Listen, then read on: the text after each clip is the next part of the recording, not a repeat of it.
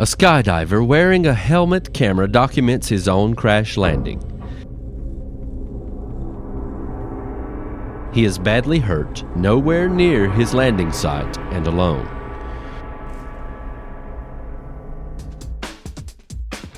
On what seemed like a perfect spring day, Kevin Richards went skydiving with friends in Cullman County, Alabama. The jumpers climbed out on the rail on the side of the plane. Kevin is not in the picture. He was wearing a camera on his helmet. Kevin was too far below his friends to get a good shot. He wasn't an experienced camera operator, but he was an expert skydiver. In fact, he had trained with the 82nd Airborne.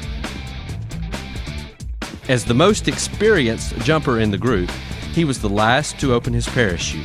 The others threw out 30 seconds before they would hit the ground, and Kevin threw out at just 15 seconds. Kevin's friends were high enough to ride the strong winds that day to the drop zone near the airport.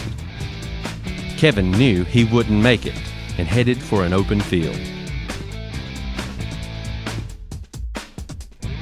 Suddenly, air turbulence pushed down his parachute, and Kevin dropped like a rock.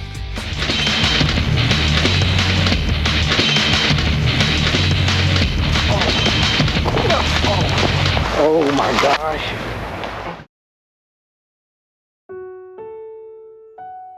Kevin was in horrible pain. He was almost a mile off course at the bottom of a gully with no way to contact anyone. His friends waited at the airport for a call.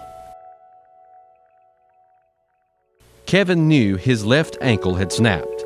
He was in agony, but he had to find help. With his one good leg, Kevin started pushing himself up the slope.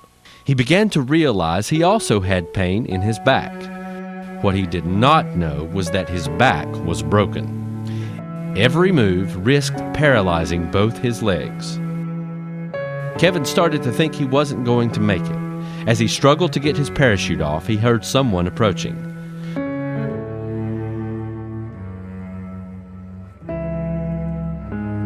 Cullman Emergency Medical Services was called and arrived at the scene within 12 minutes. But because the ground was saturated from a recent rain, they couldn't drive the ambulance close to Kevin.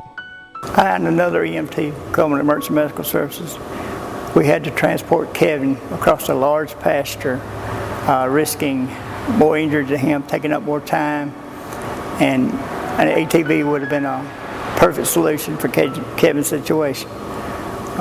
We would have got him to the ambulance a whole lot faster, a whole lot safer, and time counts in an emergency situation like this. We do know that after surgery and rehab, Kevin is doing well. He's made a complete recovery. I don't know if he's still skydiving, but I do know he is one fortunate young man. Our plan is to, after adding Smokeless Tobacco logo to our Polaris Ranger, is to outfit it with a stretcher and emergency equipment. This vehicle being under our control will be able to ensure that the maintenance is kept up on this so that the vehicle would be ready for any given emergency that might arise. Hi, I'm Dr. Scott Warner, and I'm the Emergency Medical Director for Ambulance Services at the Cullman Emergency Medical System.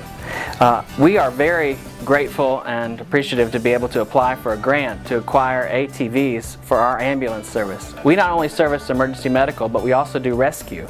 We have a very busy system with a lot of calls and a lot of remote areas.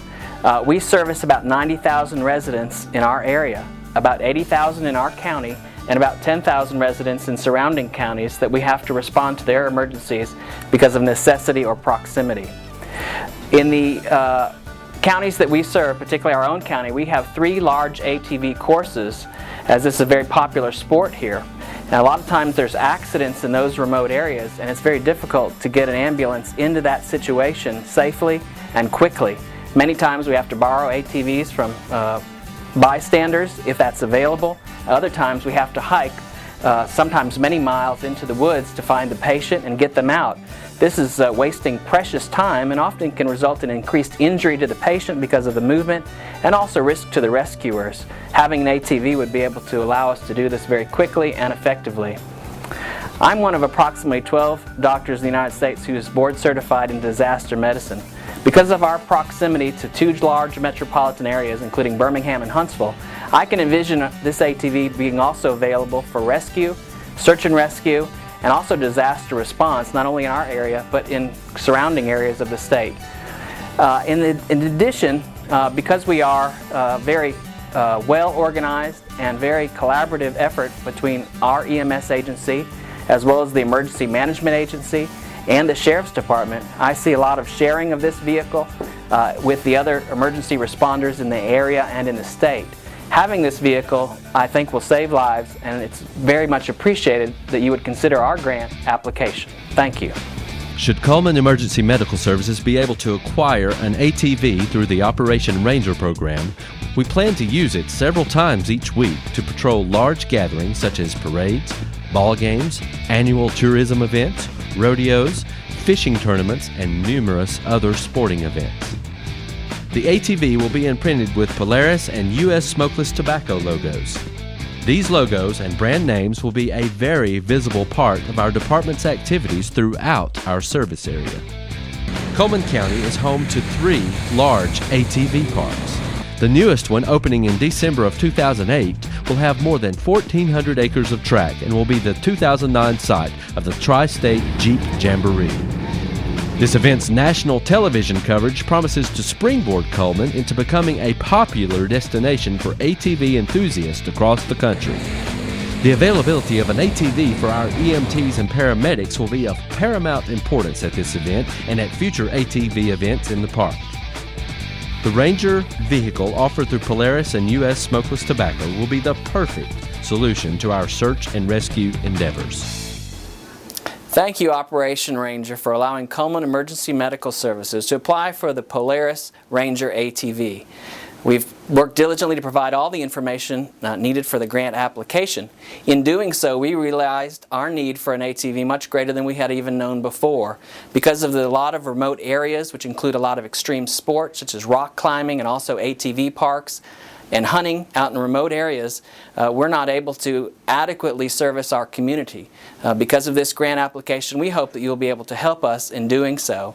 We thank US Smokeless Tobacco for allowing us to apply for and hopefully be considered favorably to receive the Polaris ATV as part of this grant, Operation Ranger. Thank you.